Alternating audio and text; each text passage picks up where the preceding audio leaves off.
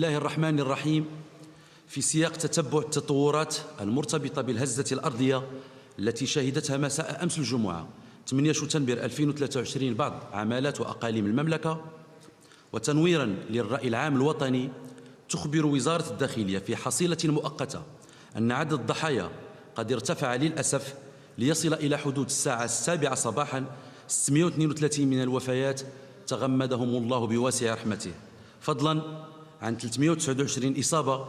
بما في ذلك 51 شخص في حالة حرجة، حيث تم في هذا الصدد تسجيل 290 وفاة بإقليم الحوز، و190 وفاة بإقليم تارودانت، و89 وفاة بإقليم شيشاوة، و30 وفاة بإقليم ورزازات، و13 وفاة بعمالة مراكش، و11 وفاة بإقليم أزيلال، و5 حالات بعمالة أكادير الدوتنان، إضافة إلى 3 حالات بالضبط